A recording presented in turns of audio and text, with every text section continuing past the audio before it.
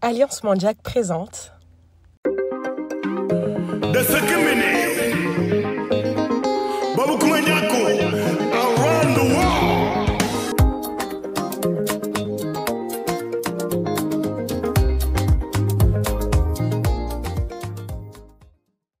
Koramba Etunji, j'espère que vous allez bien. C'est Vigomis et aujourd'hui, je vous présente un nouvel épisode de Manjaku, le podcast qui révèle les pépites de la communauté Manjac.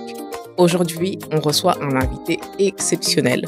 Vous le connaissez peut-être déjà ou vous allez peut-être le découvrir. Ce qui est sûr, c'est qu'aujourd'hui, vous allez le voir sous un nouvel angle. Il va nous parler de son parcours, de son enfance, de ses influences. C'est une des figures majeures de la diaspora Manjac ici en France et il a défié toutes les normes pour créer sa propre voix. C'est un personnage inspirant, inspiré et déterminé. C'est parti pour découvrir son profil. Salut Marvin, comment ça va aujourd'hui pour ce nouvel épisode? Ça va, je vais très bien, merci. Toi? Très très bien. Moi, je suis très contente parce qu'on a un super invité. Comme toujours, mais voilà, on est toujours content quand les gens sont là et viennent raconter leur parcours. Exactement. De toute façon, le but, nous, c'est de trouver parmi les nôtres celles et ceux qui ont un vrai message à passer, de par leur parcours, leur vision et surtout l'impact. C'est ça qu'on veut pour les plus jeunes. C'est vraiment l'impact du message pour que la nouvelle génération puisse affirmer justement qui ils sont et avec fierté. Voilà. Sans plus tarder, nous allons accueillir notre invité du jour, Matheus da Silva. Bonjour à tous. Merci de m'accueillir dans vos locaux. Merci à toi. Merci de m'accueillir dans votre contenu. Merci beaucoup. Le plaisir est partagé. C'est avec plaisir que j'ai accepté cette invitation. Je pense que ce podcast n'aurait pas pu se faire sans qu'on te reçoive. Tu es quand même une figure de la communauté.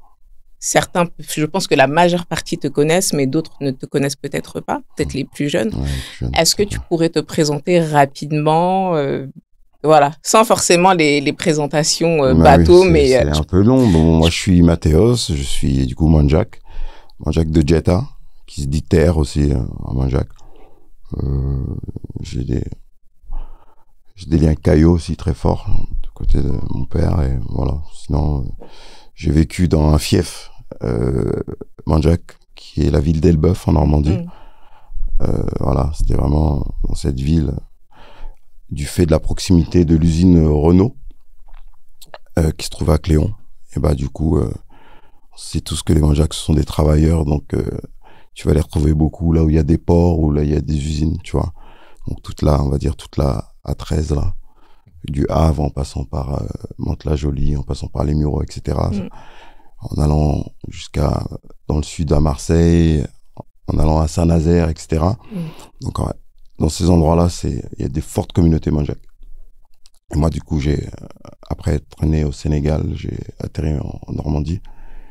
Et c'est à Elbeuf que mes parents, du coup, ont posé leur bagage, quoi. Ok, très bien. T'es un personnage public, on peut dire ça comme ça? Je dirais plus un personnage de l'ombre dans le public. Hein?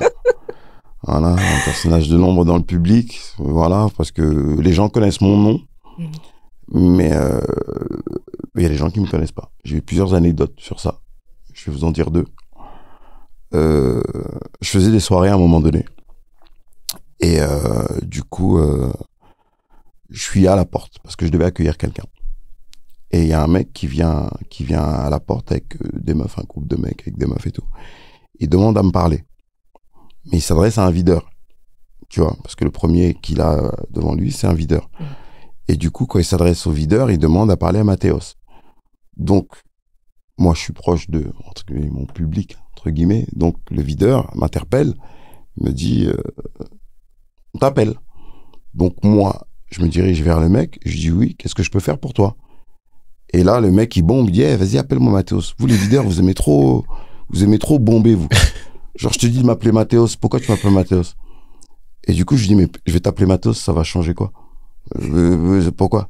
Il me dit, vas-y, appelle-le, vas-y, tu commences à me chauffer, là. Et là, je mets une tarte parce que j'étais un peu plus virulent à cette époque-là. Bon, même maintenant, je veux dire, je suis encore capable de mettre une tarte à quelqu'un.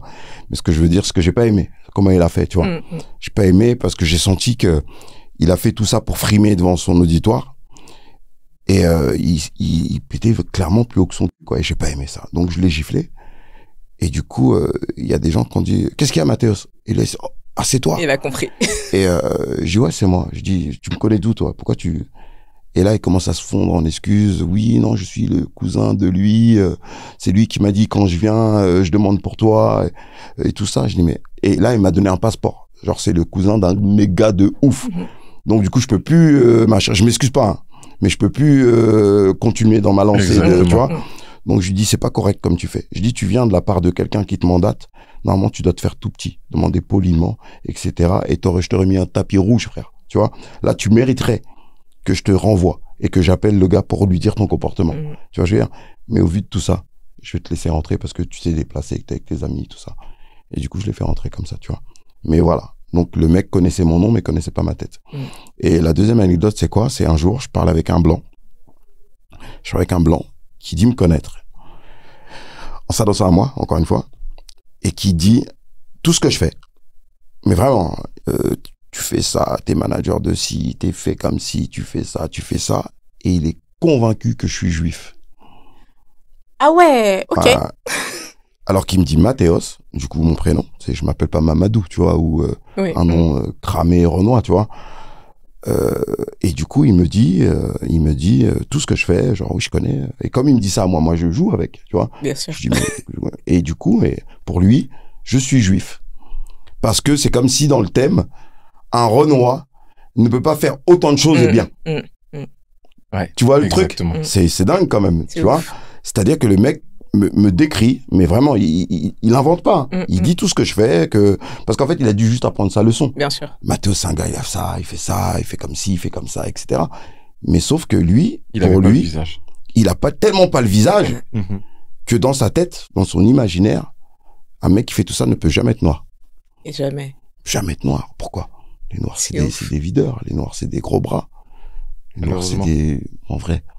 Ouais. Et malheureusement, comme tu dis, Marvin, c'est que, tu sais, j'en parlais un jour, tu vois, Mohamed Ali, pour moi, ça a été un des premiers Renois, bon, en l'occurrence, il est américain, qui s'est détaché de ses menottes psychologiques.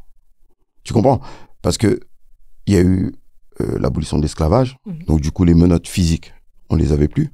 Aux États-Unis, ils ont une particularité parce qu'il y a eu la ségrégation. Donc du coup, ils étaient quand même libres mais éprouvés. Et ensuite, ce qui s'est passé, c'est qu'il y a eu le racisme normal, ordinaire, comme on subit à nous aussi, tu vois.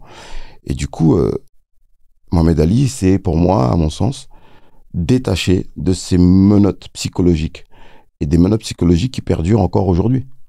Tu vois, que ce soit en tout cas, en l'occurrence en Europe et tout ça, tu vois. Totalement. Parce que lui, il s'appelait Cassius Clay. Il a voulu changer de nom parce que c'est pas son nom. C'est le nom que l'esclavagiste a donné à ses ancêtres. Quand il y a eu l'histoire et on l'a déchu de son palmarès. Il a changé de nom. Et il a regagné tout après derrière. Quand il y a eu la guerre du Vietnam, il a refusé d'y aller parce qu'il s'est dit, il n'y a aucun Vietnamien qui s'est comporté mal avec lui. Bien sûr. Tu vois, il n'y a aucun Vietnamien qui l'a traité de négro. Donc, il était très médiatisé et il a refusé plein de trucs parce qu'en fait, il jugeait pas ça juste. Et par rapport à tout ça, c'est une manière de te dire que les menottes psychologiques, lui, ils avaient enlevé. Parce qu'aujourd'hui, encore, j'ai un autre exemple que j'ai dit dans une interview il y a pas longtemps. Parce que moi, quand je donnais des cours de maths à des gamins, j'ai déjà eu des gamins noirs qui étaient convaincus que les blancs étaient plus intelligents qu'eux. Ah oui. Mais convaincus. Genre convaincus. Parce que nous, en vérité, en tout cas moi qui suis issu de la première génération de l'immigration, pour être né moi-même en Afrique, tu vois, les 3/4 de nos parents étaient analphabètes, tu vois. Donc en réalité, la seule différence... En français. En français. Oui, bien sûr, mais des fois pas que. Parce qu'en réalité, il a fallu aller à l'école en Guinée ou au Sénégal pour pouvoir apprendre à lire le portugais ou le français. Mais quand nous, nos parents, c'était des paysans, des villageois, Tu comprends bien? C'est que même quand tu vas au Sénégal aujourd'hui, tu peux prendre un taxi avec un mec qui parle 0 mot de français. Bien sûr. Parce que c'est un mec qui vient de la sous-région, il sait conduire, tu vois, il parle Wolof, mais il n'a pas été à l'école. Parce que la langue nationale, entre guillemets, c'est le Wolof, mais la langue nationale scolaire et administrative, c'est le français, Oui. du fait de la colonisation. Mais en réalité, si toi, tu n'as pas été à l'école, où est-ce que tu as appris le français? T'es un halpoulard, t'es un soniquet, t'es un machin, tu viens du village de chez toi, tu vois? Ou là, en l'occurrence, t'es un mandjak, t'es né au village, etc. Et je te parle de ça de nos parents, parce qu'aujourd'hui, c'est plus facile pour les gamins, même au village, il y a des écoles. On leur apprend le portugais. Mais sauf que nos parents, il n'y avait pas d'école. Il n'y avait pas, non. Il n'y avait pas d'école. C'était Kadjar. Tu vas au jardin, Une autre forme d'école. Une autre forme d'école. Exactement, mais c'est ça. L'école de la vie. Mais là, je te parle de l'école dans le sens éducation, en vérité, écriture, lecture, etc. C'est clair que l'école de la vie, elle est beaucoup plus riche que l'école, quand elle est de l'éducation nationale. Mais en vérité, voilà. Donc, à partir de là, tout ça pour dire que nos parents analphabètes, entre guillemets, ils pouvaient pas t'aider sur l'aspect scolaire. Sur l'aspect scolaire. Tu vois, c'est que même moi, j'ai déjà fait des tests. Je m'amusais avec ma mère ou avec d'autres gens qui n'avaient pas fait d'école, justement, pour revenir à ce que tu disais. Et je leur enseignais le sens des probabilités. Tu vois, je leur enseignais des divisions. Parce que même ta mère analphabète, je vous donne l'exemple à vous deux. Imaginez, je ne sais pas si vos parents étaient analphabètes, mais en tout cas, est-ce que ta mère, quand elle t'a envoyé faire les courses, est-ce que tu as déjà pu la carotte sur la monnaie? Non.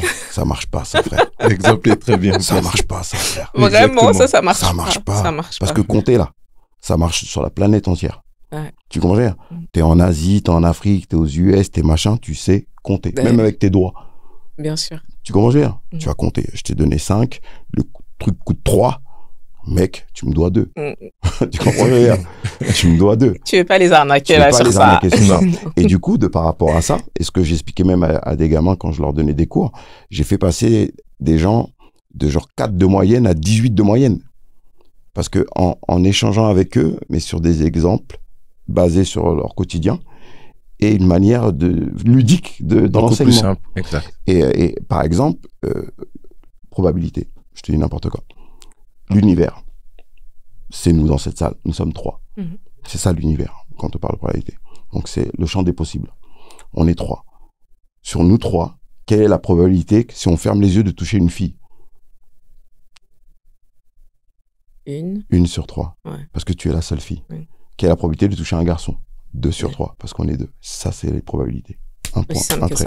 Je drop le mic, c'est aussi simple que ça. Il y a beaucoup à dire, hein. Ah ouais, mais on voit que tu as envie de délivrer pas mal de choses. C'est réel. Tu comprends, je veux dire? C'est ça, les probabilités. C'est la probabilité de. Donc, la probabilité que j'ai de toucher une fille quand je rentre dans cette salle, elle sera d'une seule sur 3, parce qu'ils sont 3 dans cette pièce, il y a une seule fille. La probabilité de toucher 2 garçons, un garçon, elle sera de 2 sur 3. Pareil avec les dés, parce qu'on te donne ça dans les basiques de calcul de probabilité, on parle des dés. La probabilité de trouver un chiffre, c'est 1 sur 6. Tu vois? Oui. Parce qu'en réalité, il y a 6 côtés avec 6 chiffres. Donc, la probabilité de faire 1, c'est 1 sur 6. Tu as une chance sur 6 de tomber sur le 1, sur le 2, sur le 3, sur le 4. Et si tu multiplies les dés, bah, tu multiplies par rapport à l'univers. Et c'est aussi simple que ça. C'est pour ça que moi, j'étais très fort en maths, parce que j'ai un esprit très logique. Et en réalité, il y a des gens qui disent, je comprends rien en maths. Je dis, tu peux pas ne rien comprendre en maths. Dis que t'as pas envie de comprendre les maths, que tu veux pas faire l'effort de comprendre les maths. Mais les maths, il y a rien de plus facile. Parce que c'est de la logique et c'est du bon sens. 1 plus 1 égale 2 sur toute la planète. Tu peux pas faire un hors-sujet en maths. Alors qu'en philo, tu peux faire un hors-sujet. Oui, bien sûr. Tu vas bûcher 4 pages d'un sujet. Tu vas mettre ton temps, ton énergie, etc., etc. Mes frères, tu vas faire hors-sujet. Le prof va barrer, va dire, t'es à l'ouest. En maths, c'est pas possible. C'est pas possible, ouais. Ah, Je pense que tout à l'heure, tu parlais de conditionnement et je pense que c'est un petit peu ça. Pour les maths et pour beaucoup de choses. Exactement. Tu parlais des enfants qui se disaient que les Blancs étaient plus intelligents qu'eux. Et je rebondis sur ça, excuse-moi de t'interrompre. C'est que quand je leur disais, je dis la seule différence entre ses parents et les tiens, c'est que toi, ta mère, elle est larguée à partir des soustractions et que l'autre, il peut être là sur les logarithmes, sur les machins, parce que la mère est avocat, le père est médecin. Donc, c'est dans le soutien Tu as la à la différence. Ah, qui fait la différence. Et après, bon, il y a encore une autre différence, c'est que les finances qui fait que Oui, je bien peux sûr. te payer des cours particuliers, etc. Parce que moi, les cours, en l'occurrence, j'ai donné gratuitement. Parce Ok. que je le faisais... Bah, ton parcours, justement, il est intéressant. Ouais. Parce que on va parler justement de justement, ta jeunesse à Ouais. Elbeuf ok. et tes études, parce que tu as dit que tu as été prof, donc on va Non, parler je n'ai un pas peu. été prof. Tu as donné Moi, des D'accord, cours. j'étais donner du étudiant. cours. Voilà. Quand j'étais étudiant, je donnais des cours particuliers à des jeunes. D'accord. Voilà, c'est pas Ok. prof, c'est Bon. des cours étudiants, quoi. Tu vois, D'accord. il y en a, ils le font payer. Moi, je le faisais gratuit parce que, voilà, je voulais aider, quoi. Ok. Tu vois. Donc, c'était ta philosophie. Je pense que c'est intéressant de revenir un peu sur ton parcours Ouais. et sur ton enfance parce que quand on t'entend parler, on voit que justement, toi, je pense que tu n'as pas pu être soumis à ce conditionnement-là Non, jamais. et que tu es très libre de penser, que tu es très libre d'être. Ça se voit vraiment que tu es une personne très authentique et je pense que tu as le franc-parler. Franchement, Voilà. on va finir, mais je vais te le dire tout à l'heure. J'en parlais avec ma nièce, la fille de mon petit frère André, Alisha. Et, Salut Alisha. ouais, salut Alisha. Et je lui parlais de ça. Et je vais y revenir, mais vas-y. Yes. Donc, qui était le petit Mathéos, celui qui a grandi à Le Elbeuf? petit Mathéo, c'était un mec très turbulent. Tu vois, j'étais très, très turbulent. Toujours partisan de comment ça s'appelle? Je suis un drôle, quoi. J'aime blaguer. Ça, les gens qui me connaissent pas, ils savent pas que je suis marrant, en vrai. Ok, Parce que je rigole pas avec tout le monde. Parce que je pars du principe que rire avec tout le monde, c'est rire avec n'importe qui. c'est vrai. Donc moi, je rigole pas avec tout le monde. Des fois, il y a des gens qui vont me trouver froid. Les gens vont me trouver arrogant. Mais ceux qui me connaissent, ils savent que je ne suis rien à voir avec tout ce que je viens de décrire. Je suis un mec très ouvert, sensible, à l'écoute, avec beaucoup d'empathie, beaucoup de bienveillance. Ça, c'est Mathéos. Et drôle. Tu vois, qui peut sourire de tout et rire de tout. Ça, c'est moi. Et les gens qui me connaissent vraiment, ils savent ça. Tu vois, c'est pas le fait que je suis venu dans le show business ou que j'ai fait des trucs et tout ça qu'on fait que j'ai changé, parce que mes amis d'enfance, ils sont encore mes amis. Tu vois, moi, j'ai ce repère-là. Tu vois, comme un jour, je me rappelle, il y a un mec, quand j'ai commencé à percer un peu, entre guillemets, ça parlait, ouais, Mathéo ci, Mathéo ça. Genre comme si j'avais changé, quoi. Et moi, comme je suis un mec qui confronte les gens, je suis parti confronter les mecs qu'on m'a dit, qu'ils ont dit. Genre, il y a un truc simple. Quand j'avais pas d'oseille, je marchais pas avec toi. Pourquoi maintenant que j'ai de l'oseille, je marche avec toi? C'est logique. T'es pas mon gars, toi. C'est pas parce qu'on vient de la même cité, qu'on vient de la même ville, qu'on a été genre dans les mêmes écoles, que t'es mon gars, frère. Rien n'a changé, en fait. Rien n'a changé, frère. Tu vois? Parce que quand tu commences, imagine, je te dis n'importe quoi, tu gagnes au loto, tu vas avoir des champignons qui poussent autour de toi. Mais moi, je suis ton oncle, moi, je suis ton voisin. On était en CM2 ensemble. Mec, really? Tu vois, je veux dire? On n'était pas des gars quand j'étais pauvre. Exact. Pourquoi maintenant que j'ai un peu d'oseille, tu vas devenir mon gars? Bien sûr. Tu vois? Et aussi, moi, quand j'ai fait les montagnes russes, quand je suis redescendu, j'ai bien vu qui était mon gars. Bien sûr. Tu comprends ce que je veux dire? En tant qu'entrepreneur, comme je le dis chez Parole Véritable, c'est que c'est pas facile, gars. Des fois, tu fais beaucoup d'argent, des fois, t'en fais moins, et des fois, t'en fais pas du tout. Tu vois? Et s'il y a des épreuves de la vie qui t'atteignent, eh ben, tu finis des fois par être une main devant, une main derrière. Tu vois? Mais après, si tu sais faire de l'argent, bah, tu vas finir par rebondir. Bien sûr. Et si t'es déterminé, si t'es courageux, ambitieux, eh ben, tu vas t'y mettre, tu vois. Mais en vérité, le truc, c'est ça. Donc, moi, très franc-parler, très machin. Et voilà, moi, j'étais à Elbeuf, du coup, scolarisé là-bas, très turbulent. Donc, on m'a renvoyé à peu près de toutes les écoles de la ville, tu vois.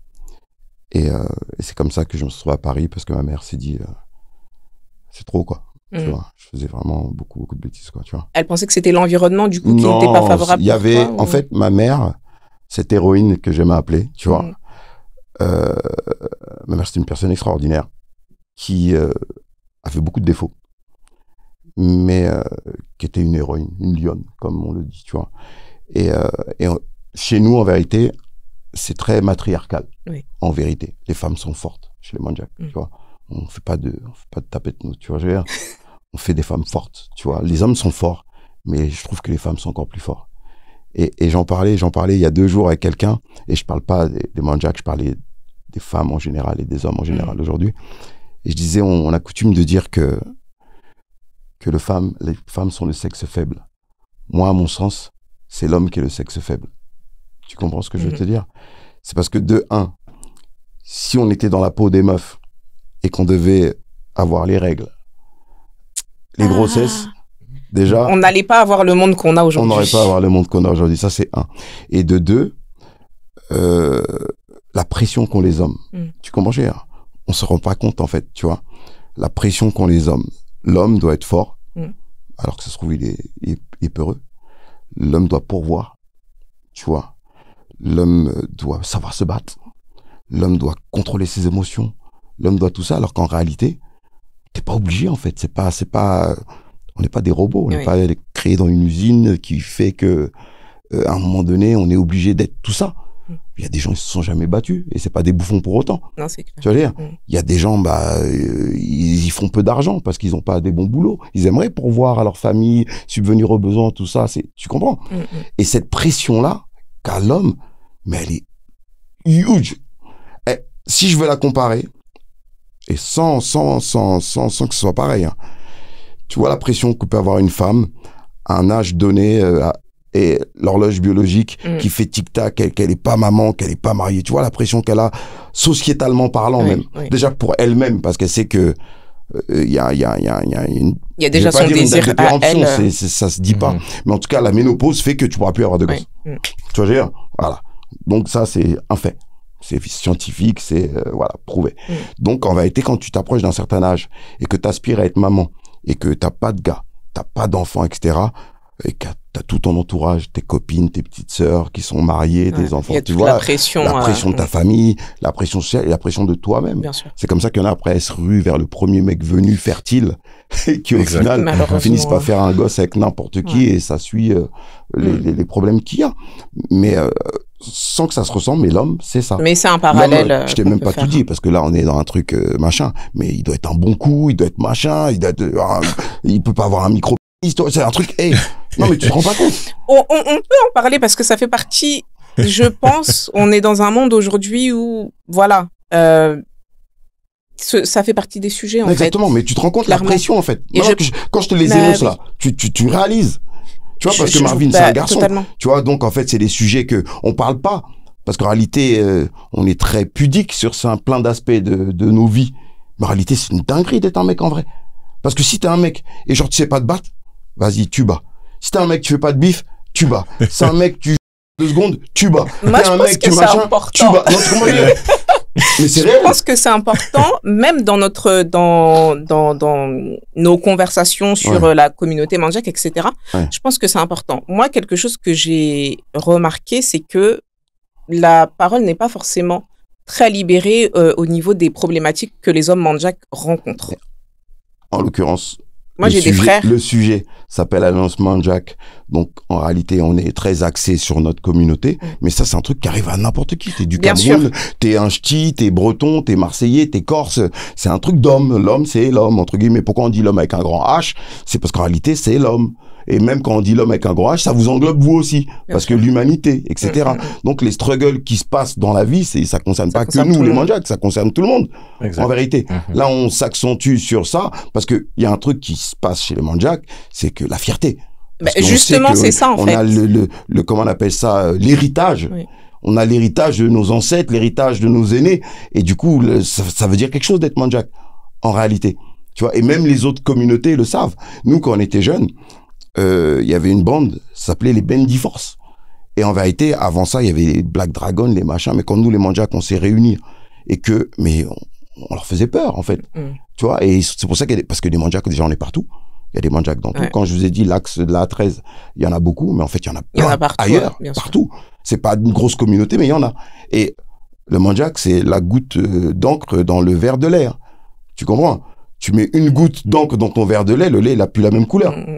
Tu comprends ce que je veux te dire? C'est-à-dire que le Mandjak, il est influenceur avant l'heure. Tu comprends? Le Mandjak, quand il est quelque part, ça va être sûrement un des cadres du quartier. Un Mandjak sera pas dans un quartier, le petit bouffon qu'on met des gifles. Ça peut pas exister, ça. Tu comprends? Ça, c'est la goutte d'encre dans le verre de lait. T'en mets un dans un quartier où il y en a 100, tu vas voir, il va influencer l'autre côté. Tu comprends? Parce que quand il y aura les mouvements, des machins, il y aura toujours un Mandjak dans le devant.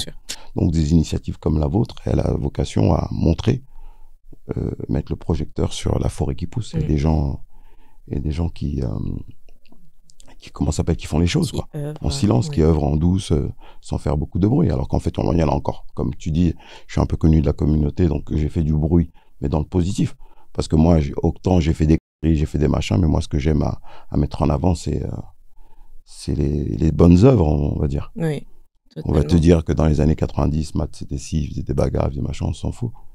Tu vois, que j'ai fait de la prison, tout ça, on s'en fout. Ça fait partie de mon passé, je peux pas le renier, en vérité. Et en vérité, pour te dire, ça a forgé l'homme que je suis La aujourd'hui. personne que tu es. Tu Bah, vois, justement. quand tout à l'heure, on parlait d'éducation et tout ça, Oui. comme j'aime à dire, quand les gens me félicitent sur mon fils Kinan, big up à lui, que j'ai réussi un beau garçon, je lui dis que il avait pas de chance de m'avoir comme daron, parce qu'en fait, j'ai pris toute la violence pour 5 générations. Donc en fait, il avait pas d'autre choix, en fait, que d'être un bon petit, quoi, Oui. tu vois. Et pas parce que je l'ai tapé, machin, j'ai jamais levé la main sur lui. Mais mon fils, il a pas peur que je le tape. Mon fils, il a peur de me décevoir. Oui. Tu comprends ce que je veux te dire? Parce qu'il sait ce que moi, pour moi, ce que être un homme veut dire, tu vois. Être un homme, pour moi, c'est comment ça s'appelle? C'est être un bon père, être un bon frère, être un bon mari, être un bon voisin, être une bonne personne. Et si demain on te met au pied du mur, c'est à ce moment-là qu'il faut pas perdre tes couilles, tu vois. Parce qu'il y a des mecs qui font les mecs, mais en réalité, dès que tu te retrouves avec eux dans une impasse, il n'y a plus personne. Donc en vérité, voilà, moi j'ai pris ça et du coup il a peur de me décevoir. Que moi je le regarde en disant mais t'es un vieux mec toi. Ça il pourrait mourir mon fils si je lui dis ça. Donc, ce sont vraiment les valeurs finalement que tu lui as Exactement. transmises. Exactement. Tout à l'heure, tu évoquais cette héroïne qui était ta maman, Oui, ma maman. qui ma t'a maman. envoyé à Paris. Exactement. Qui m'a envoyé à Paris. Qu'est-ce que ça a changé dans ta trajectoire de vie? Est-ce que ça a changé quelque chose déjà? Oui, Et mais je ça a suppose changé. que oui. Oui, mais pas dans le bon sens. Hein. Ok. Ah, ça va pas changer dans le bon sens. Je te cache pas que, en réalité, j'étais déjà dans une spirale de violence et entre guillemets, délinquance telle que, en vérité, elle m'a enlevé du rayon jouet de Leclerc pour m'amener à Euro Disney. Ah ouais, ok. Tu vois, je suis arrivé à Paname, Paris, quoi. Tu vois, quand tu viens d'Elbeuf, t'arrives à Paris, c'est n'importe quoi. Ouais. Et surtout que moi, j'ai fait beaucoup de bruit à Paris, du fait de, comme ce que je viens de t'évoquer, mais du fait que, en vrai, à Paris, ça se battait pas beaucoup. Tu vois, c'est que t'es fou, moi, je viens de là, moi. Je viens d'Aulnay, moi, je viens de Sarcelles, moi, je viens de là. Donc ça désamorçait des embrouilles. Tu vois, genre, je viens de Val-Fouré, Mantes-la-Jolie, oh, c'est chaud là-bas, ça craint, ils sont pleins. C'était plus les banlieues. Même après Paris, il y avait des D'accord. quartiers et tout, tu vois. Et du coup, moi, par candeur, je vais te dire, je connaissais pas les cités chaudes. Donc moi, si j'étais à Paris et que à l'époque, du coup, c'était beaucoup... c'était ça l'insulte suprême dans les débuts des années 90. Nique ta mère, fils de pute, nique ta... Et nous, en Normandie, on a le respect des gens. Pas qu'il n'y a pas de respect dans les autres villes, mais sauf que dans les petites villes, tout le monde connaît la maman de tout le monde. Oui. Tu comprends ce que je veux te dire? Tout le monde connaît la mère de tout le monde. C'est-à-dire que même les mères marocaines, les mères halpoula, les mères mandjak, tout le monde connaît la mère de tout le monde. Donc les insultes sur les mères, c'est un truc qu'on fait pas nous. Tu vois, je veux dire, on fait pas ça. On va te dire enculé, je vais te niquer, on va pas insulter ta mère. Tu comprends? Donc moi, quand t'insultais ma mère, c'était la dinguerie ultime. Mais je te faisais des sales trucs, quoi, tu vois. Et du coup, je me bagarrais du lundi au lundi. Du lundi au lundi, je me battais, tu vois. Donc, du coup, il y a eu ça et j'avais des locks à l'époque, tu vois. D'accord. Donc, un mandjak avec des rastas qui fait du sale, qui se bagarre, qui fait... Donc, du coup, mon nom est monté. En plus, je m'appelle Mathéos. Je me serais appelé François Mendy. Ça serait passé plus Ça aurait été quoi. plus Tu vois, discret, ouais, on va dire. Avant de Jean Gomis, Ouais. machin, avant de trouver lequel, c'est quoi, celui-là de là, celui-là de là. Parce que dans toutes les familles, on a une Marie Gomis ou machin. C'est des noms qui sont vraiment Super tu vois, répondu. Répondu chez les mandats. répandus chez les Mandjaks. Mathéos, j'en ai rencontré un. D'ailleurs, big up à lui. Je crois qu'il est de Mantes ou des Mureaux. Il s'appelle Mathéos. Ah, bon, bah. C'est le deuxième en France, pour le coup, que je connais. Parce que lui, je connaissais pas. Tu m'aurais dit ça, je l'ai connu à des funérailles il y a même pas longtemps, quoi, tu vois. Et Mathéos. Donc, du coup, c'est un nom qui est pas courant. Même au bled, tu vois. Moi, je suis l'homonyme d'un de mes oncles. À Caillou, il y en a un. Tu vois. Et sinon, voilà, c'est pas un nom courant, quoi. Donc, du coup, je porte ce prénom. Donc, déjà, il est pas courant dans nos communautés. Donc, imagine pour les autres, tu vois. Donc, Mathéos, mec du 19, qui fait des bagarres, qui fait machin. Et voilà. Et du coup, non, arrivé à Paris... Ouais, donc c'était finalement pas... En fait, c'était pas... Je vais pas dire que c'était pas le meilleur move, mais dans l'état d'esprit dans lequel j'étais, c'était pas le bon move, tu vois. Mais ce qui est marrant, justement, avec ce que tu nous expliques, Ouais. c'est que tu étais dans cette spirale hein, de la violence, bagarre, comme tu le disais tantôt. Ouais. Mais en parallèle, niveau études, Ouais, parce que je suis très fort. tu as quand même tu as atteint quel niveau Bac plus 5. Bac plus 5. Ouais. Mais parce que j'étais doué à l'école, en vrai. Tu vois. Et Qu'est-ce qui fait que tu as tenu, justement? Parce que tu aurais pu te dire, je Ma choisis mère, la rue. Et... ma mère. Parce que moi, même quand je suis parti en prison, je suis sorti, je suis retourné à l'école. Ah ouais. Tu vois, je veux dire. Moi, pour moi, je ne pouvais pas rigoler avec l'école, tu vois.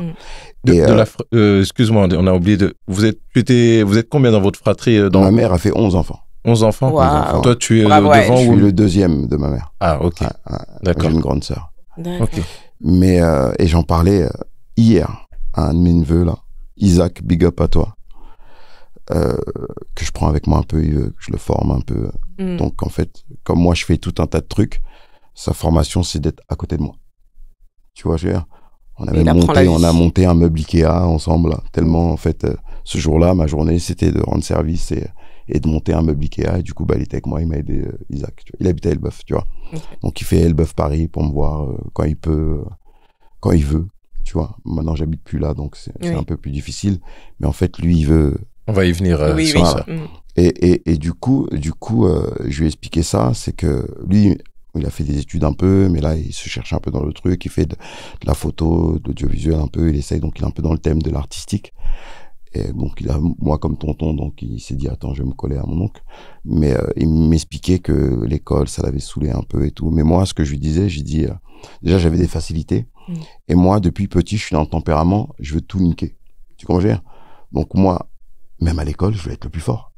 Tu comprends ce que je veux dire? C'est-à-dire que moi, j'étais pas à l'école pour foutre la merde. Quand j'étais à l'école, je voulais kill. Tu comprends? Donc moi, j'étais à l'école, je voulais être le plus chaud. Et j'avais des potes à moi, que je rejoins tout à l'heure, un de mes frérots, Steve. On était les deux Renois de la classe et on se bagarrait qui allait avoir les meilleures notes, quoi. Tu vois, je veux dire? C'était pas un truc genre qui va foutre le plus le bordel. C'était moi, quand j'étais en classe, je voulais être le plus chaud. Quand il y avait les contrôles, je faisais pas tous mes devoirs, mais quand il y avait un contrôle le lendemain, je bûchais de ouf et fallait que je kill, quoi. Tu vois? Tu as toujours gardé cette mentalité-là, finalement. Exactement. Moi, ce que je voudrais savoir, parce que tu nous disais tantôt, tu n'as pas honte justement d'évoquer ton passage en prison. Ouais. Avant d'aller en prison, tu étais à quel niveau? Et parce que tu as dit juste après être sorti, tu as repris directement. Au lycée. Tu étais au lycée. Bien avant le bac. Ouais, j'étais en seconde, je crois. Donc, une fois tu as sorti, c'est là que tu as enchaîné tes études jusqu'à arriver à bac plus 5. Mais ce qui est particulier, c'est que moi, en fait, le vrai déclic, je vais te le dire, c'est un truc que je souhaite à personne, tu vois. Mais moi, j'ai perdu 2 petites sœurs, tu vois. Et quand j'ai perdu 2 petites sœurs, le même jour, hein. Le même jour, accident. Ouais. Celle de 16 ans, elle traversait la rue en portant celle de 3 ans. Et elles sont fait faucher, elles sont mortes, tu vois. D'accord. Donc, rends-toi compte pour une maman, tu vois. Terrible. C'est terrible, tu vois. Terrible. Et là, moi, je me rends compte qu'en vérité, ce sont les autres qui souffrent. Tu comprends ce que je veux te dire? Quand tu fais de la prison, toi, même si, vas-y, en plus, bonhomme, tu gères la prison, genre, j'ai fait ma peine sur une jambe, un truc que les KRA disent, tu vois. Mais sauf que c'est tes parents, tes frères et sœurs, les gens qui t'aiment, qui sont dehors, c'est eux qui souffrent, en fait, tu vois. Ta mère qui vient te voir avec ton linge, qui est en prison, qui se déplace, elle qui souffre. Elle fait on la fouille. Tu comprends ce que je veux dire? Tu te rends compte de la peine que tu infliges? On fouille ta mère, les rebeux, par exemple, ta mère elle est voilée, il faut qu'elle enlève son voile, parce qu'il y a des mères complices qui ramènent du shit, qui ramènent des trucs à leurs enfants incarcérés, donc il y a une politique très stricte de contrôle dans les prisons. Donc en réalité, toi t'es là, t'es au placard, tu crois que t'as d'aide ça, parce que t'es un mec, mais en réalité, c'est ceux qui restent qui souffrent. Moi j'ai été dans des trucs, mais vraiment très violents, des fusillades, des machins, vraiment, tu vois ce que je veux dire. Et en vérité, quand j'ai perdu mes sœurs, ça m'a fait prendre conscience qu'en vérité, t'es égoïste, gars. Toi, t'es là, t'es dans le dur, tu fais des conneries, en plus t'as un nom, tu crois que c'est ça, t'es un mec, tu vois. Mais en réalité, c'est les autres qui vont avoir de la peine, en fait, si t'arrives des galères. c'est ta mère, c'est ta famille, c'est tes frères qui te regardent en 3D, qui veulent être toi. C'est les gens qui t'entraînent, parce que moi, j'étais pas un suiveur. Moi, j'étais le chef du truc, quoi, tu vois dire. J'avais un bras droit, là, que je vais pas citer, là, parce que j'aime pas le citer dans un truc sombre. Mais voilà, on était les chefs du truc, quoi, tu vois. On n'était pas les engrainés. On était les engraineurs, tu vois.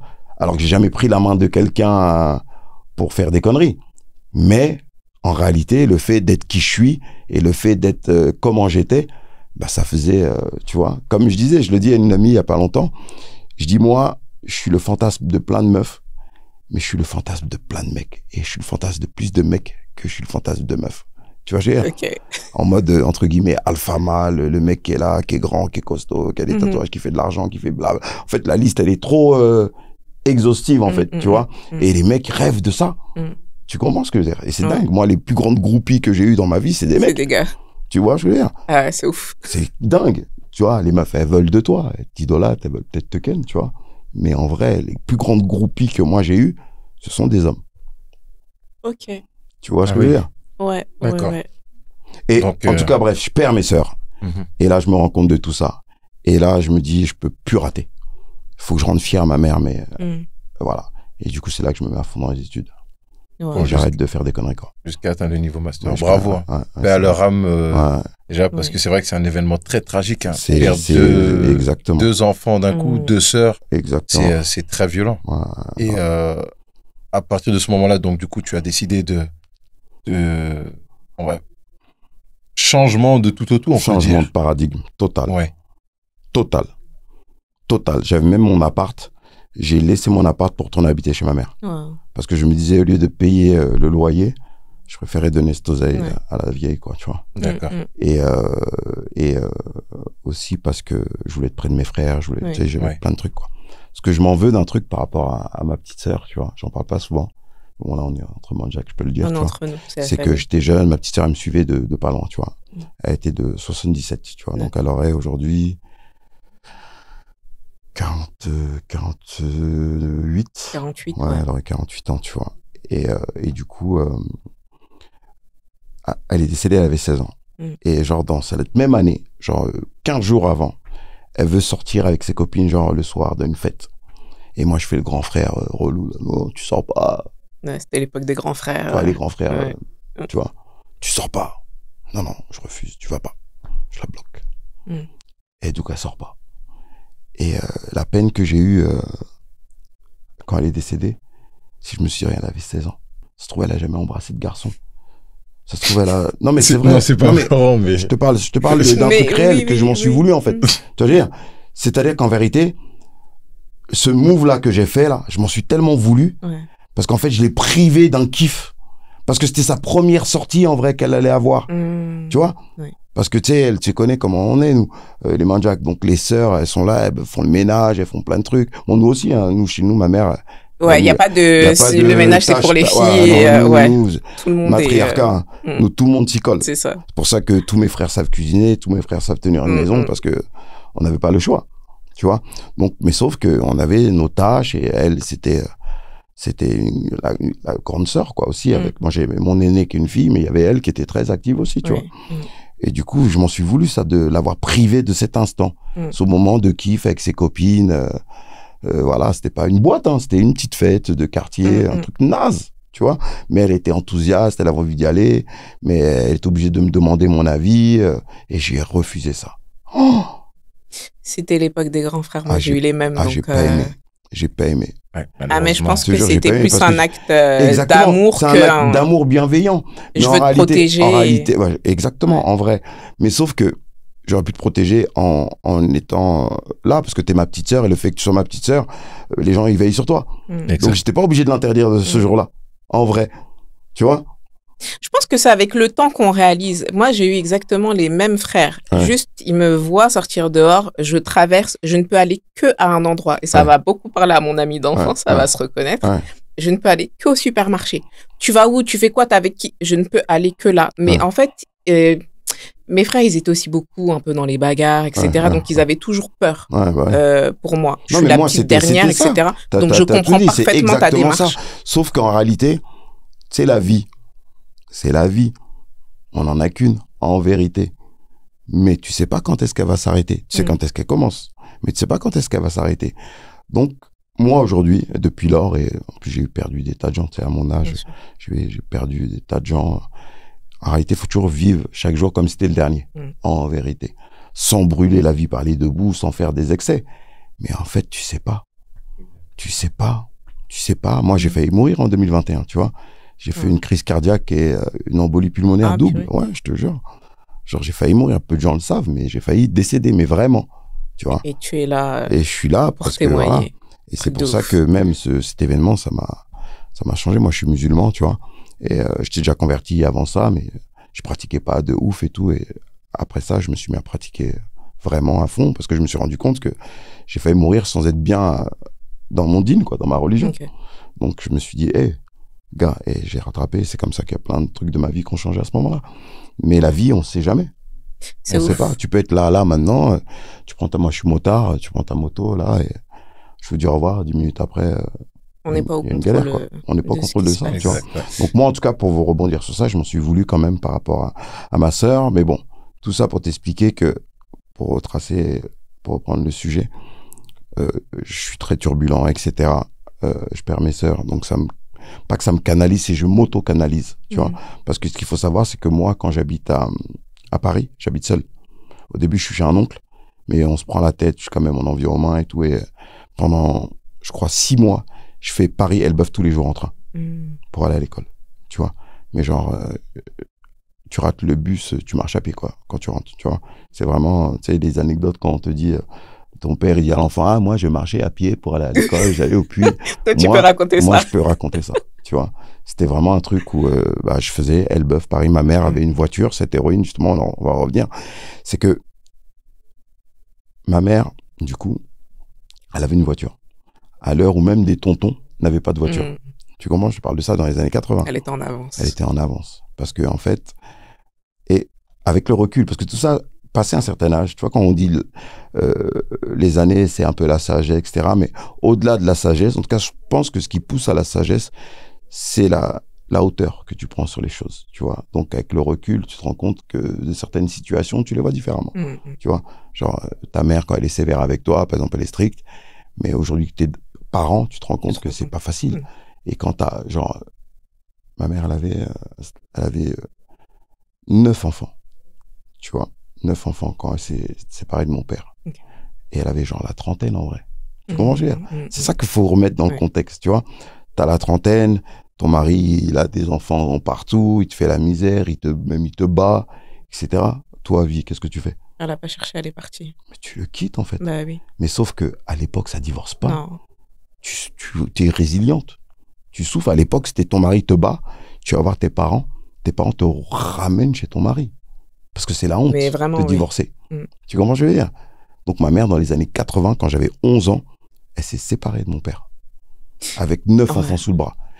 Est-ce que tu as l'impression d'avoir, dans ton parcours et dans ta maturité, ta réflexion, est-ce que tu as l'impression justement d'avoir pris certaines choses d'elle? Mais bien sûr. Mais bien sûr. Enfin, mais bien sûr. Qui aurait eu le courage de faire ça, en fait? Bien sûr. Mais déjà, tu es une femme mandjack. Déjà. T'as ton permis, t'as ta voiture. Écoute, mais c'est même pas ça, tout ça le truc. C'est que ma mère, elle est pas mandjack. Ma mère, elle est pépelle. Ah, tu comprends? Donc, à Elbeuf, toute la famille, c'était que la famille de mon père. Ah, tu comprends ce que je veux te dire? Ouais. Voilà. Maintenant, ce que je veux te dire, c'est que quand tu mets du recul sur ça, tu vois que la nana, elle avait la trentaine. Ma mère, c'était une très belle femme. Elle aurait pu faire quoi?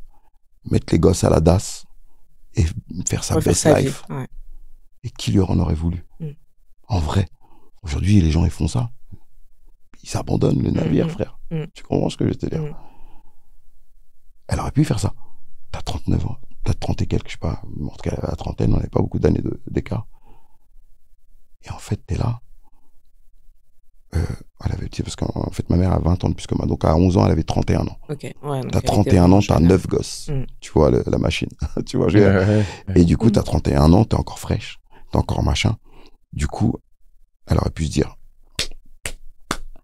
bon, débarras, on est en France, il y a la DAS qui existe, etc. Je vais laisser mes enfants et je vais trouver un autre mec et je vais faire ma life, tu vois.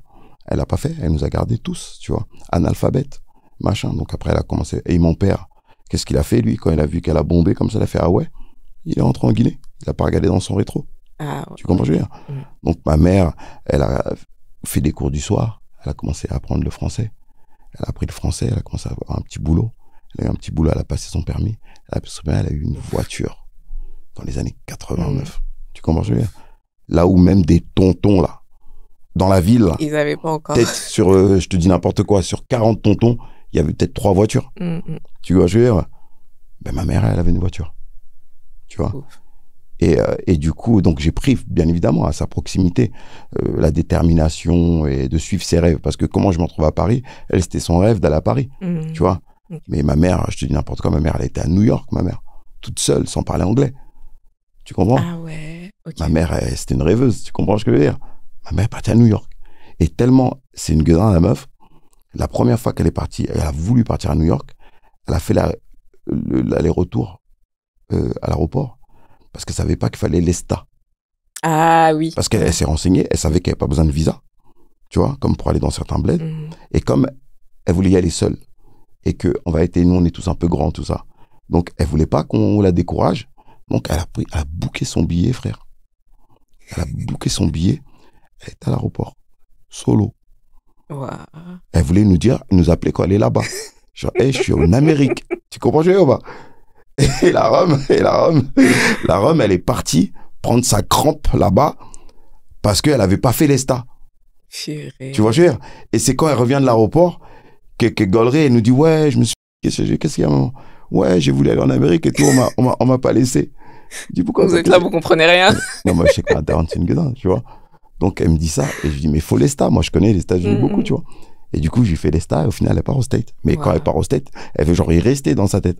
J'aurais dit, vous êtes grand, moi, je m'en fous, je vis le rêve américain, je reste en Amérique. Elle est restée en clandé un peu. Hein. Ah ouais. Pas longtemps, tu vois. Mais genre, son truc de visa, elle a dépassé. Tu captes ce que je veux dire? Elle a dépassé son visa. Elle disait, elle va faire sa vie là-bas. Donc, c'est vraiment la définition de suis tes rêves, en fait. Exactement. T'as pas de limite, t'as pas d'excuses. Ma mère, elle avait plein de défauts. Mais je te jure, c'était une femme valeureuse. Tu comprends? On voit ça. C'était une femme valeureuse et elle a beaucoup souffert, tu vois. Et avoir un mari violent, c'est même pas volage. Mon père, il a un nombre d'enfants incalculable, tu vois.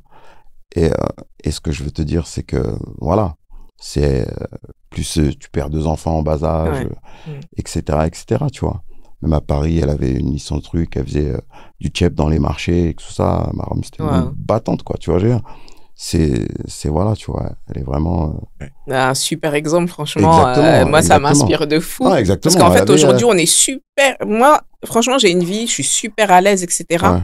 Et en fait, j'ai tellement d'excuses pour ne pas faire certaines choses. Ouais. Et quand je vois l'histoire de ta mère, en fait, il n'y avait rien qui pouvait l'empêcher de faire ce qu'elle avait à faire, en fait. Comme moi, je dis souvent, j'ai un proverbe que j'aime à dire, qui veut trouve des solutions, qui ne veut pas trouve des excuses. Clairement. En vérité. C'est que quand tu veux, tu trouves les solutions. Et incroyable. Donc, du coup, je me retrouve à Paris parce que ma mère est rêvée de venir à Paris. Et qu'en plus, Elbeuf, elle était, vas-y, tout le monde l'a pointé du doigt, la femme qui a divorcé, la femme machin. Donc, du coup, elle s'est dit, elle a pris ses clics et ses claques. Au début, elle m'a envoyé moi avec ma grande sœur. Et après, du coup, pendant un an, le temps de trouver, après, elle est venue à Paris. Tu vois. Et tous mes frères et sœurs ont fait l'école ici, etc., etc., tu vois. Et du coup, au vu de tout ça, je m'implique à l'école, mais sauf que, ayant eu des grands goûts, parce que je faisais beaucoup d'argent très tôt, je me suis mis à beaucoup travailler. Et c'est là que j'ai commencé à faire, je faisais de la boxe et tout, je me suis mis à faire de la sécurité, tu vois. Et je bossais en boîte, mais je faisais 5 nuits blanches par semaine. Je bossais pas le lundi et le jeudi. Parce que le mardi, je bossais dans une boîte dans le 18e, le Magnum, un frère à moi, big up à lui, Babacar. Le mercredi, j'étais au Slow Club, chez un frère à moi, big up à lui, Jean Pochetou. Le jeudi, j'étais off. Le vendredi, Magnum encore. Le samedi, j'étais au Foxy, en banlieue, une boîte rebeu un peu. Et le dimanche, je Slow Club. Mais quand je dis des nuits blanches, c'est-à-dire que je bosse la nuit. Le matin, je prends mon petit déjeuner, je me douche et je vais en cours. C'est pas nuit blanche, je me lève à 18h, tu vois. C'est pour ça qu'il y a plein de gens qui savent pas que j'ai fait des études, tu vois. Parce qu'en réalité, quand on traînait à Châtelet et tout ça, bah, après mes cours, j'allais aller les voir, tu vois. Et du coup, j'allais les voir, on traînait. Après, j'allais en boîte quand je bossais. Du coup, les gens me voyaient en boîte. Et après, ceux avec qui j'étais en boîte, ils se levaient à 18h. parce qu'il faisait une nuit blanche, mais avec une journée blanche aussi, et du coup, il dormait. Et du coup, voilà. Et c'est vraiment mes proches qui savaient que je faisais des études, parce que même quand je bossais, par exemple, en boîte, le temps de creux, là, bah, j'étais assis dans les couloirs en train de taffer mes cours, etc., tu vois. Tu as fait des études dans quel... Dans la comptabilité, dans la finance. Dans la finance. Ah, Donc, tu es master dans ce domaine-là. En fait, ça s'appelle le dernier diplôme que j'ai, que je n'ai pas en entier, par contre, tu vois. À l'époque, ça s'appelait DESCF, excuse-moi. Tu vois, parce qu'en fait, c'est pour l'expertise comptable. Ah oui, Ok. Voilà. C'est ça, le Extraordinaire. dernier diplôme. Et sauf que, en fait, il manque des UV pour valider le diplôme. Et une fois que tu as validé ton DESCF, tu as la soutenance du mémoire. Et après, tu as un stage de 3 ans, etc. Et moi, je faisais déjà du genre. C'est pour ça que je vais revenir, du coup, je vais vous raconter actif. 2 anecdotes sur ce que j'ai dit à ma nièce et mon franc-parler, là. C'est que à l'époque, du coup, quand je suis en DESCF, je faisais ça en alternance. Donc, je bossais dans un cabinet d'expertise comptable et j'étais en cours en même temps, tu vois. Et il y a une nouvelle conseillère d'éducation qui vient. Mais moi, j'ai arrêté l'école, j'avais 27 ans. Okay. À ce moment-là, je crois que j'ai 26 ans, tu vois. Et la meuf, elle avait peut-être 32, en vrai. Tu vois, c'est pas ma daronne, quoi. Tu vois, c'est genre... Pas tellement plus âgée que toi. Pas tellement plus âgée que moi, mais c'est elle, le truc. Et du coup, elle est arrivée avec fermeté, une manière de l'absentéisme et tout ça, je vais mettre un peu... Ah oui, ouais. Donc, elle convoque tous les gens qui ont un fort taux d'absentéisme. Donc, forcément, moi, on me convoque. Quand on me convoque, la meuf, elle vient, et moi, elle a un dossier sur moi, parce qu'il y avait une prof qui se plaignait de moi, parce que j'avais cours de fiscalité le matin, le lundi, et après Slow Club, la fiscalité, je peux dire, c'était boring, tu vois, c'était fatigant, c'était chiant au possible. Donc, en réalité, ça m'arrivait de dormir. Moi, je dors, je ronfle. Donc, je suis là, je dors, je ronfle, et du coup, voilà, la prof, oui, il vient jamais, quand il vient, il ronfle. Alors que son UV, je l'avais eu à la fin de la première année, tu vois, donc, du coup, au final, la meuf me convoque, elle me dit l'absentéisme, et du coup, je lui dis, écoutez-moi, parce que je travaille. Je travaille en dehors. Elle me dit, ouais, mais l'alternance, c'est normé, vous devez pas travailler plus que ce qui est dans votre contrat. Je dis, non, je travaille en dehors. Ah, bon, faut choisir la vie active ou les études. Je dis, écoutez-moi, madame, tu vois, je dis, je suis là parce que je le veux. Tu vois, parce que comme je te disais, moi, j'habitais seul. J'avais personne qui me disait, lève-toi, va à l'école. Tu vois, j'allais à l'école parce que j'avais envie d'aller à l'école, tu vois. Et du coup, quand j'arrive à l'école et qu'elle me dit ça, je lui dis, c'était l'époque des francs, mais je lui dis que je touche plus d'argent qu'elle dans ce que je fais, tu vois. Et soyez sûr, parce qu'elle me dit, elle me reproche aussi le fait de dormir, soyez sûr que je suis plus confortable dans mon lit, tu vois. Parce que, tu sais, c'est les trucs là où, tu sais, le truc où on te rabat comme ça. Oui, voilà. Et moi, comme j'avais des grandes jambes, j'étais obligé de faire un système où je le laissais debout et machin, parce que quand je le rabattais, ça me coinçait, tu vois. Donc, je lui explique que c'est pas confortable pour dormir. Et que je suis là parce que je sais pourquoi je suis là. Et moi, je suis issu d'une statistique très rare. C'est pour ça que dans cet établissement, on me convoquait chaque année pour le rappel des anciens élèves et tout. Parce que moi, je viens de BEP comptabilité. D'accord, tu vois. ok. Et la statistique, elle n'existe pas quasiment. C'est-à-dire que le mec qui fait BEP, il fait bac pro. Et quand il fait bac pro, s'arrête là des fois. Ouais, généralement, tu fais pas des études supérieures. Tu moi, fais certainement pas bac plus. Après, il y avait un système qui s'appelait... STT à l'époque, ça s'appelle STMG aujourd'hui. Donc, je suis retourné dans le cycle normal. Après, j'ai eu mon bac. Après, j'ai fait un BTS. Après, j'ai eu mon BTS. Après, j'étais en DECF. Après, j'étais en DESCF. Tu vois. C'était vraiment déter. Exactement. Vraiment. Et c'est des études que j'ai choisies parce que j'avais un tonton qui m'avait dit dans la comptabilité, il y a toujours du travail. Tu vois. Et comme je racontais tout à l'heure, j'ai aussi mon père qui, les rares punchlines qu'il m'a dit, il m'avait dit comme ça, si tu travailles pas bien à l'école, un jour, ici, là, ce sera plus noir que là. Il m'a traumatisé. Je me suis regardé, j'avais 9 ans. J'ai regardé maman, j'ai vu que c'était blanc là, j'ai vu que c'était noir là. Je me suis dit, ça va pas être pas un bon taf, ça. Hein. Ça va pas être un bon taf. Si ici, là, c'est plus noir que là, ça doit vraiment un taf de merde, tu vois. Et du coup, j'ai taffé à l'école. Et du coup, comme dans mon tempérament, je veux être le meilleur. Donc, même à l'école, je me donnais à fond, quoi. Tu vois. C'est ouf. Franchement, ouf. Vraiment, franchement, t'as eu un parcours de ouf. J'ai tellement de questions, mais je vais les retenir pour une prochaine fois. t'as fait un parcours incroyable pour les personnes qui te connaissent. Ouais. T'as été manager, producteur, t'as été très actif dans le monde de la musique. Ouais. Aujourd'hui, donc ça fait quasiment un an que Non, tu un es... peu moins. Un peu moins. Ouais. Un peu moins d'un an que tu es retourné vivre Ah. sur le continent. Exactement.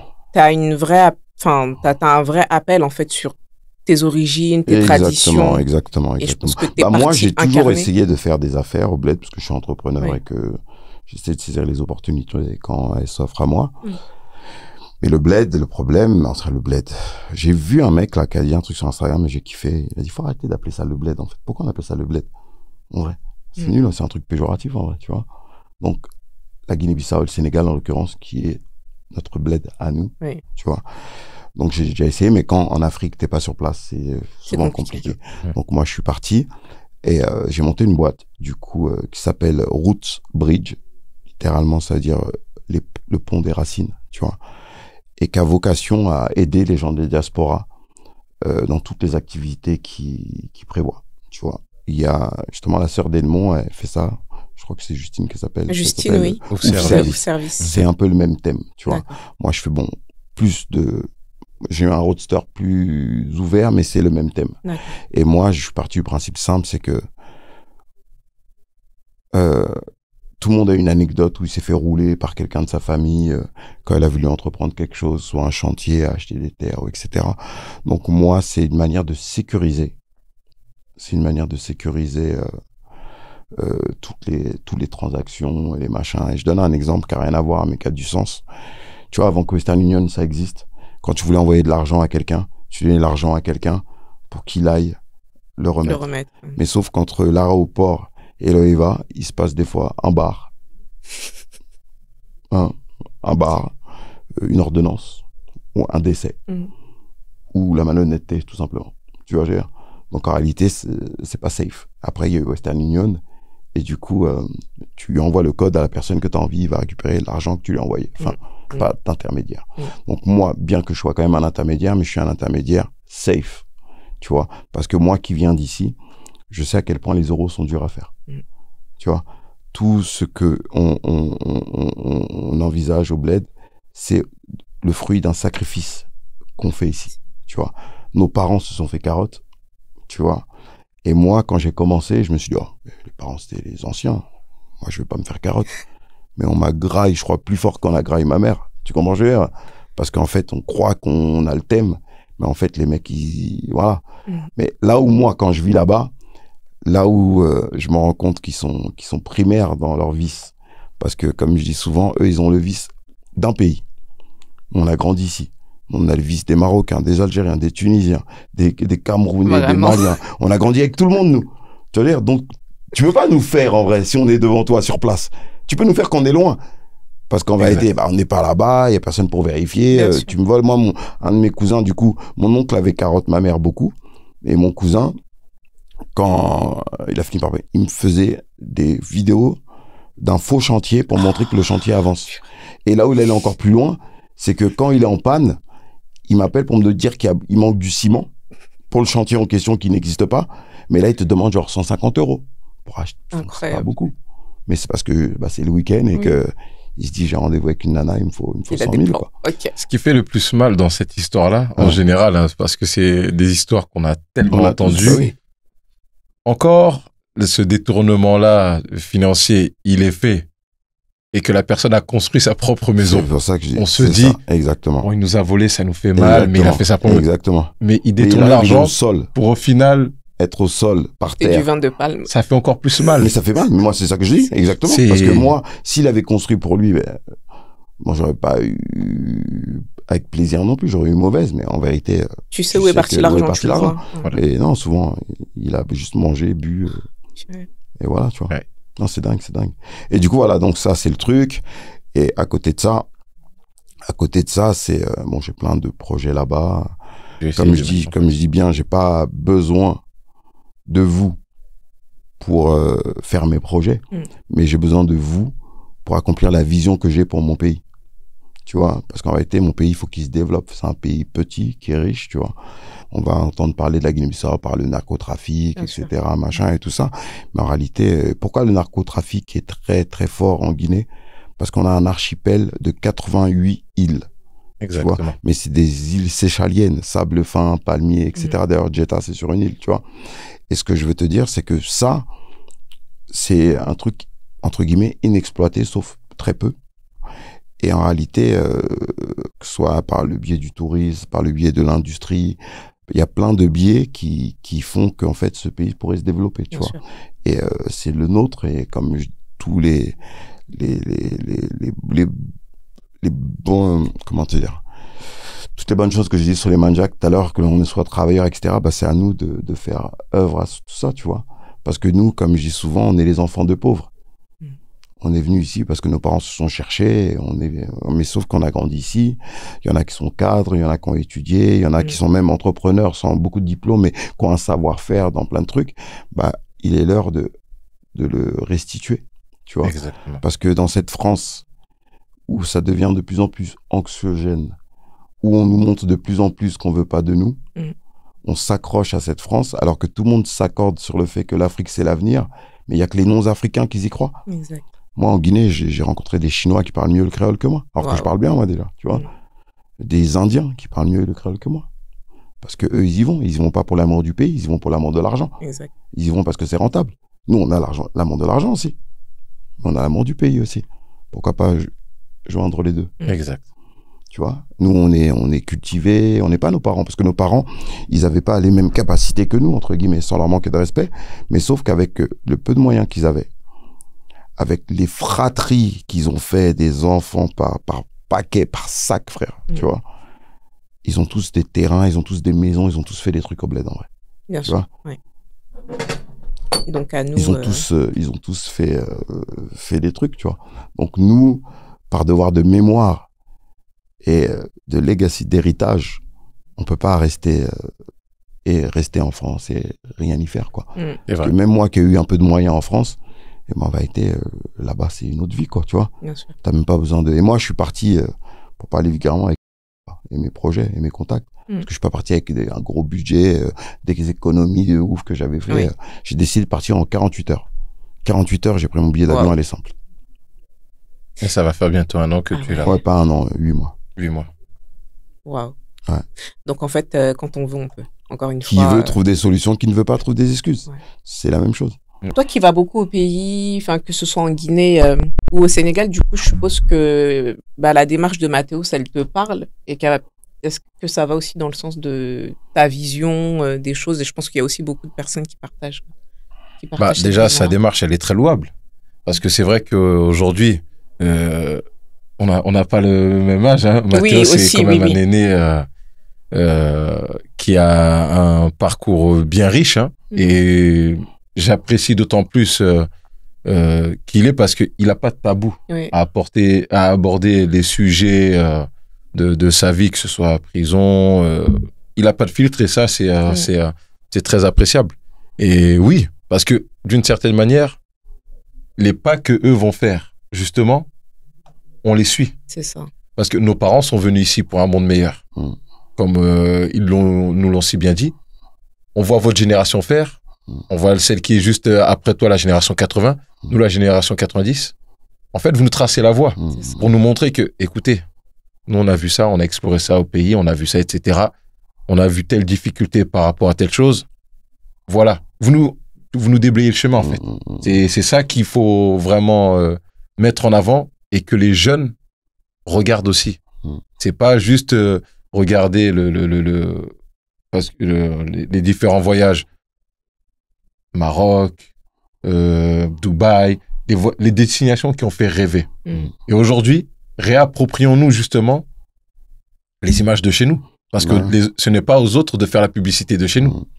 Il y a Yannick, qui est un des fondateurs de MJK, là, qui a fait un petit reportage et tout. Je vous mettrai, le trailer, je vous le donnerai, comme ça serait bien de le mettre dans cet épisode. Totalement. Je vous l'enverrai. Et en fait, voilà, c'est que beaucoup de Mandjaks ont exploité des choses au Sénégal, etc. C'est chez nous aussi, le Sénégal. Mais en réalité, même en termes d'affaires, en termes d'opportunités, c'est des mathématiques. C'est plus avantageux de faire des affaires en Guinée. Moi, je suis entre le Sénégal et la Guinée, mais je fais plus d'affaires En Guinée. en Guinée, parce que c'est là mon goal, en fait, tu vois. Mm. Parce que c'est plus facile quand c'est un peu vierge, Mm. tu vois. Ouais. Sénégal, c'est saturé déjà, tu vois. Qu'est-ce que tu pourrais dire à quelqu'un qui aujourd'hui va t'écouter et va se dire, bon, j'ai bien envie d'y aller, mais je parle pas forcément trop mandjak, je parle pas forcément trop créole, ou je parle pas du tout d'ailleurs, mais j'ai cette envie-là. Quel conseil tu pourrais donner? Il l'a dit tout à l'heure. Hein. Qui veut Trouve des Trouve des solutions. solutions. Qui ne veut pas trouver des excuses. Mais en vérité, le truc, c'est que moi, maintenant, je suis là. Je suis là-bas. Moi, Marvin, c'est un Guinéen que je l'ai connu. Oui, Je oui. le connaissais ouais. Mm. Exact. Je l'ai connu en Guinée, moi. Ouais. Je l'ai connu à Bissau. Donc, Il est en venu à fait, Bissau. allez-y. C'est là-bas qu'on s'est Ouais. rencontrés. On a passé une soirée, on a discuté. Et aujourd'hui, on est là. Ouais. Très bonne soirée. Hein. Hein, ben C'était oui. une très bonne soirée. Tu comprends? Donc, en vérité, voilà. C'est-à-dire enfin, bonne soirée. On a été mangé. Hein. Moi, je sors pas en boîte. là-bas. Non, mais voilà. Tu vois, je veux dire. Non, mais c'est vrai. Faut Parce que moi, il y a préciser. des gens, même quand je suis au Sénégal, il y a des gens, ils me voient l'après-midi, ils me disent, ah, t'es arrivé quand? Comment ça, je suis arrivé quand? Je dis, Je suis j'habite là, moi. Mm. Mais comment t'habites là? Je dis, j'habite là. Je suis entre Bissau et là, je suis là à l'année. Mm. Parce que ils me voient pas en boîte. Je sors pas en boîte. Tu vois? Je sors pas en boîte. Je sors pas, tu vois. Oui. Donc, on te voit pas, On me entre voit pas, guillemets. on me voit pas. Ouais.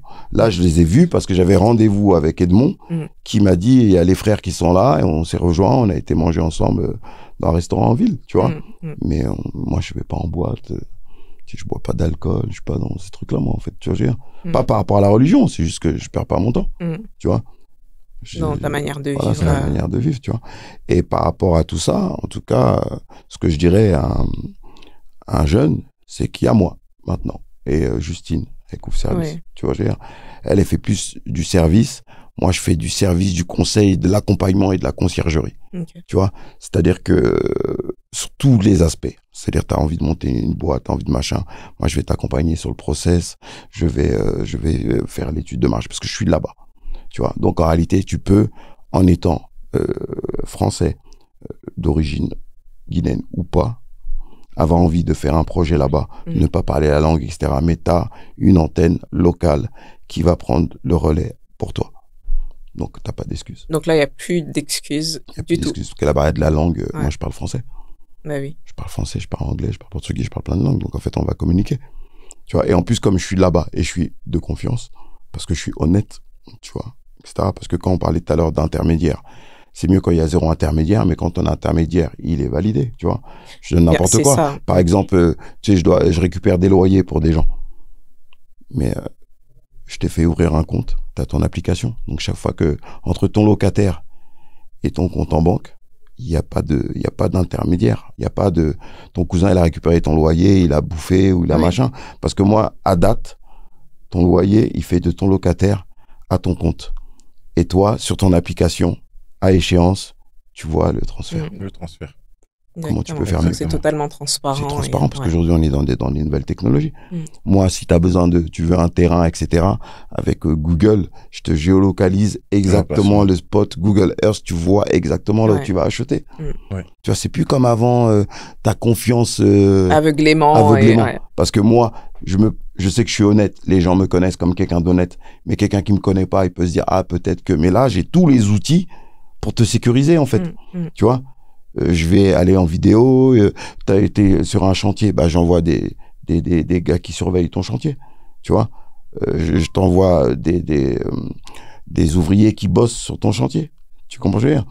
Mais tout ça de manière récurrente. Parce que moi, par exemple, pour te donner un exemple, les mecs qui font des douilles, quand toi tu viens, par exemple, imagine, si tu te craques, tu peux faire 1 mois au bled, et ça c'est beaucoup.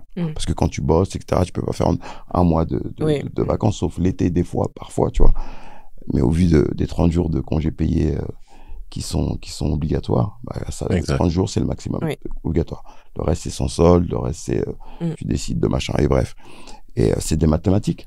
Donc moi, en vérité, au lieu de payer, par exemple, tu construis, tu as besoin, imagine, pour que ça se passe bien, d'aller 5 fois dans l'année.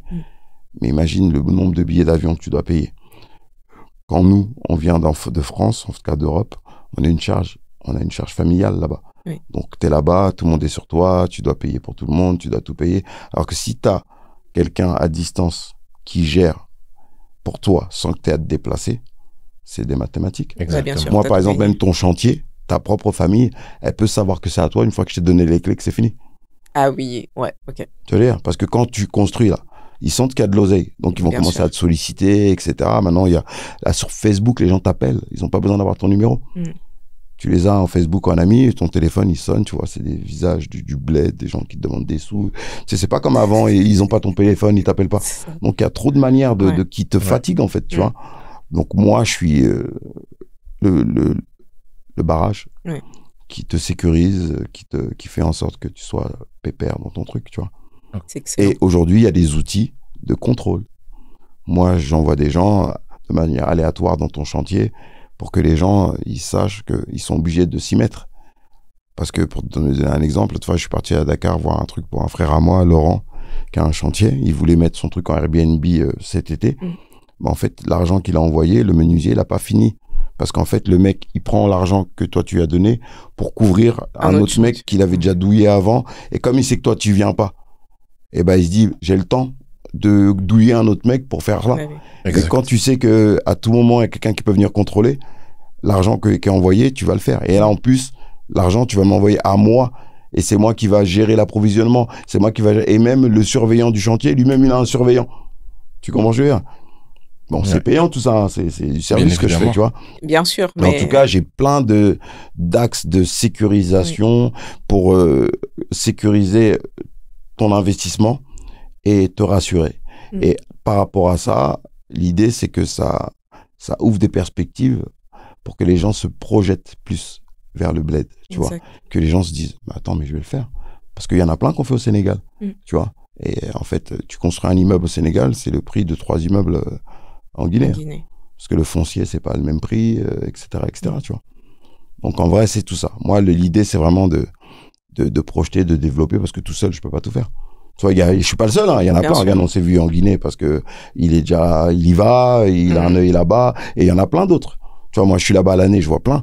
Mais sauf que les 3/4 qui viennent, c'est pour des cérémonies, etc. Et ils remballent. Même à Bissa, où on était assis là, il y en a, ils sont jamais assis là. Exact. Tu vois, parce que quand ils vont en Guinée, village, rebelote, Dakar, Paris. Ouais. Genre, il y en a plein, moi je connais plein, les 3/4, vraiment, les 3/4 des Mandjaks de ma génération, ils connaissent pas Bissa. Tu vois.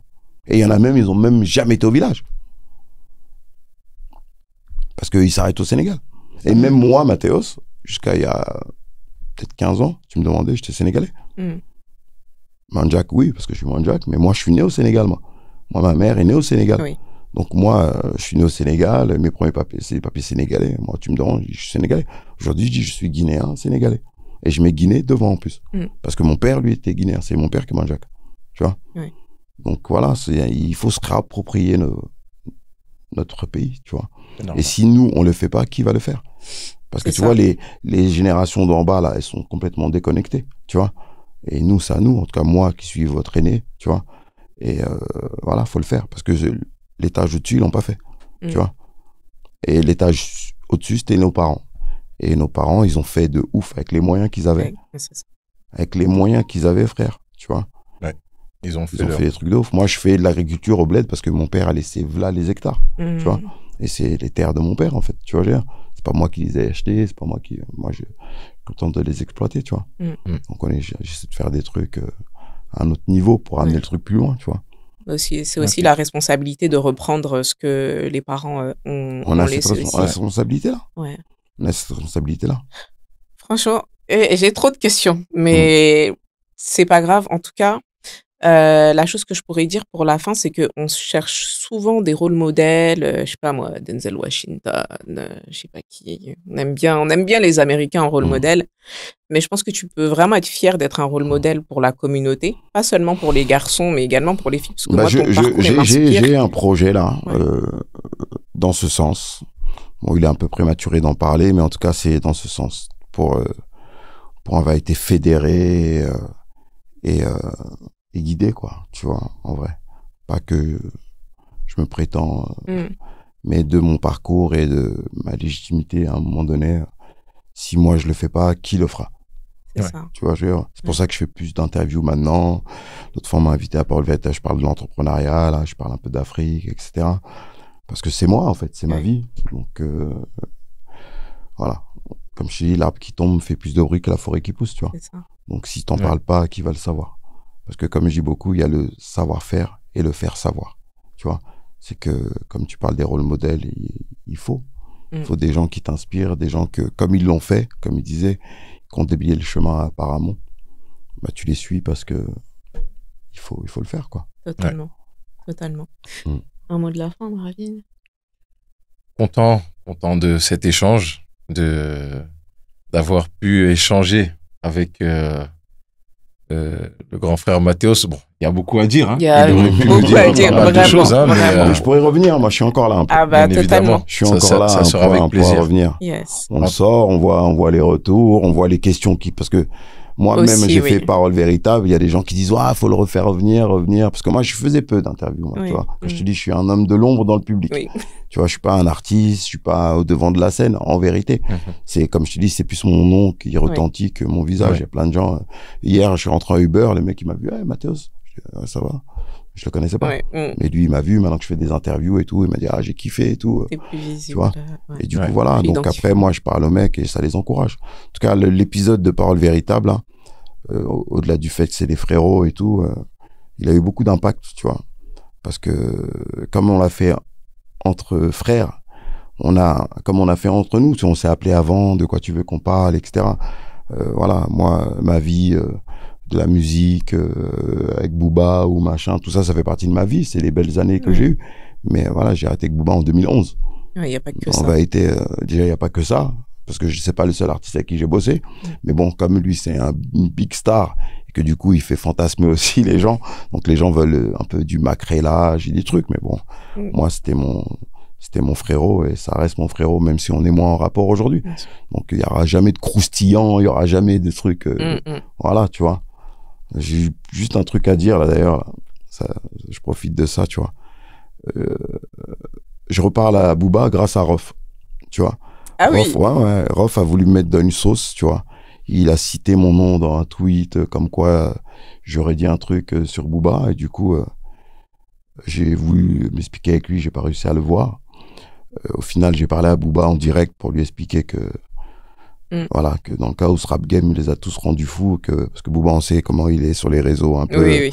Je me suis dit, si je lui parle pas et qu'il se met à mettre dans une contre-sauce, donc je préfère lui expliquer que tout ça, c'est des mensonges. Donc du coup, on s'est remis à parler. Et là, quand j'entends... J'allais pas en parler de tout ça. Mais là, j'ai vu un nouveau morceau de Rof, et en introduction, il dit « Ah, mais Monjack ». Mais Monjack, mais... Il y a Tinta, qui est un mec de son quartier, qui était avec lui à l'époque. Mais quel Monjack t'as, toi? T'es en train de revendiquer un truc pour faire du buzz, frère. Alors que tu salis Mathéos, qui t'a rien fait. Tu vois, je le connais, moi, Rof. Nos enfants ont le même âge. Tu vois, moi, j'ai jamais habité à Boulogne, j'habitais dans le 9-4, moi. Donc, en réalité, on se check, c'est toujours été du respect. Mais pourquoi tu fais des trucs comme ça, mec? Tu vois? T'as ta petite guéguerre avec Booba, c'est vos problèmes, moi. J'ai quoi à voir là-dedans, moi? Tu vois? Mais je suis même plus dans le truc. Donc, arrête de dire, mais Monjack, toi. Voilà, le message est passé. Le message est passé. Comment est-ce qu'on peut te joindre, une personne qui... Bah, moi, j'ai des réseaux, et j'ai mon numéro qui est un numério comme public, quoi. Ok. Bah, on mettra toutes les informations mon numéro en de barre téléphone, il est sur d'infos. mes cartes de visite, et Ok. ce numéro actuel, je crois que ça fait 15 ans que je l'ai, quoi. Ah oui. Tu vois, je paye mes factures et j'ai pas d'ennemis. Donc, mon numéro, c'est le même. Même depuis que je suis au Bled, mon WhatsApp, c'est ça. Ok. Je continue à payer mon abonnement pour que quand je suis en France, je peux l'utiliser, tu vois. Ok. Donc, voilà. Je suis joignable par mon numéro qui est sur mes cartes de visite, tu vois. Je vais pas le donner là comme ça. Non, en on ligne, mettra mais en tout cas, tes réseaux voilà, en barre il y a d'infos. Et mes puis, réseaux, et voilà. Je suis les personnes qui joignable ont et je besoin. réponds toujours au téléphone. Même si je réponds pas tout de suite, mais je réponds toujours. Ok. Excellent. Merci infiniment. Ça marche. Merci à Vraiment, toi. c'était super inspirant. Et je pense que cet épisode aura vraiment beaucoup d'impact. Et j'ai juste hâte de voir la suite, et je viendrai te croiser à Bissau. Ok, Inch'Allah. Merci d'avoir suivi cet épisode, et on se dit à très bientôt. Bare bye tund.